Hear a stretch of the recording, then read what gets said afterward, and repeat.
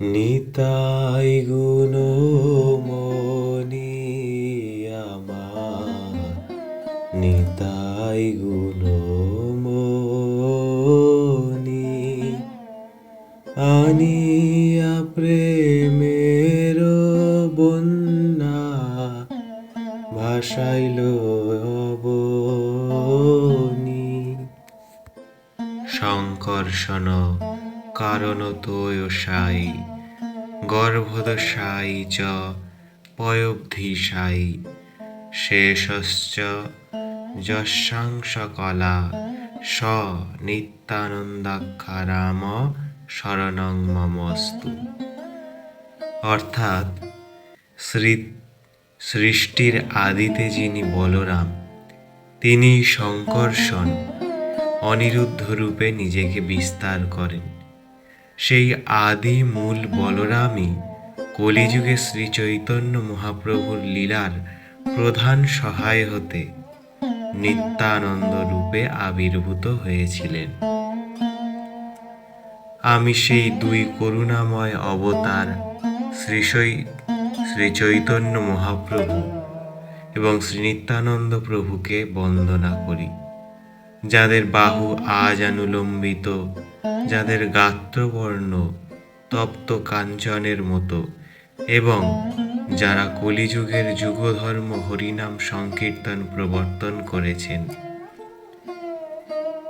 আজ থেকে প্রায় 500 বছরেরও বেশি সময় আগে বীরভূম জেলার একচক্রা গ্রামে এক শুভ মাঘী শুক্লা ত্রয়োদশী তিথিতে অবতীর্ণ হয়েছিলেন আমাদের পরম দয়াল নিত্যানন্দ প্রভু। তার পিতার নাম ছিল হারাই পণ্ডিত এবং মাতা ছিলেন পদ্মাবতী দেবী। ছোটবেলায় তিনি বন্ধুদের নিয়ে শ্রীকৃষ্ণের বিভিন্ন লীলা, যেমন কালীয় দমন, কংসবধ অভিনয় করতেন। অবাক করবার বিষয় হলো, তিনি কোনো শাস্ত্র না পড়েই কি সুন্দর নিখুঁতভাবে এই লীলাগুলো ফুটিয়ে তুলতে পারতেন। বলরাম ও নিত্যানন্দ গৌড়ীয় বৈষ্ণব দর্শন অনুযায়ী তিনি ত্রেতা যুগে লক্ষ্মণ, দ্বাপর যুগে বলরাম এবং তিনি কলিযুগে শ্রী নিত্যানন্দ। বলা হয়েছে, ব্রজেন্দ্র নন্দন যেই শচীসুত হল সেই বলরাম হইল নিতাই। অর্থাৎ বলরামই যে নিত্যানন্দ মহাপ্রভু হয়ে অবতার হয়েছিলেন, এতে কোনো সন্দেহ নেই। শ্রীকৃষ্ণ যেমন বলরাম যারা পূর্ণ নন, শ্রী চৈতন্য মহাপ্রভু তেমনি নিত্যানন্দ প্রভু ছাড়া পূর্ণ নন। তিনি হলেন আদি গুরুতত্ত্ব। তাঁর কৃপা ছাড়া মহাপ্রভুর প্রেম ভক্তি লাভ করা প্রায় অসম্ভব ব্যাপার। শাস্ত্রে বলা হয়েছে, নিতাইয়ের করুণা হবে, ব্রজে রাধা কৃষ্ণ পাবে। নিত্যানন্দ প্রভু ছিলেন সাক্ষাৎ আমাদের করুণার পরাকাষ্ঠা। জগাই মাধাই উদ্ধার নিত্যানন্দ মহাপ্রভুর সবচেয়ে দয়ার বড় উদাহরণ।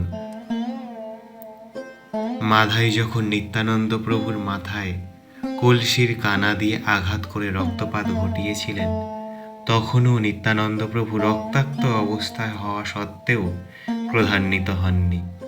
তিনি মহাপ্রভুকে বললেন, প্রভু, ও কলিযুগের জীব, অজ্ঞান, ওদের ক্ষমা করে দাও। তিনি অপদার্থ ও পাপী অধমদের উদ্ধার করতে এসেছিলেন। তাঁর এই অহেতুকী কৃপা কলিযুগের মানুষের একমাত্র ভরসা। তাহলে নিত্যানন্দ প্রভুর স্বরূপ শিক্ষা কি? নিত্যানন্দ প্রভু আমাদের শেখান অহংকার বর্জন। তিনি অবধূত বেশে মানুষের দ্বারে দ্বারে গিয়ে হরিনাম বিলিয়ে দিয়েছেন। গুরুভক্তি, মহাপ্রভুর প্রতিটি আদেশ তিনি শিরোধার্য করে পালন করেছেন। ভেদাভেদ প্রেম, জাতি ধর্ম নির্বিশেষে তিনি সবাইকে কৃষ্ণপ্রেমে ভাসিয়েছেন। তাই আজকের দিনে আমাদের সবার প্রার্থনা, শ্রী নিতাই চাঁদের পদকমল এটাই হওয়া উচিত যে, হে নিতাই চাঁদ, আপনার চরণে আমাদের আশ্রয় দিন, যাতে আমরা একটু হলেও গৌর প্রেম লাভ করতে পারি। পরিশেষে তাই এটাই বলা যায়, নিতাই পদ কমল কোটি চন্দ্র সুশীতল, যে ছায়ায় জগত জুড়ায়। হেন নিতাই বিনে ভাই রাধা কৃষ্ণ পাইতে নাই, কৃপা করি ধর নিতাইয়ের পায়। জয় গৌর, জয় শ্রীমন নিত্যানন্দ মহাপ্রভু। জয় হরে কৃষ্ণ কৃষ্ণ কৃষ্ণ হরে হরে, হরে রাম রাম রাম হরে হরে।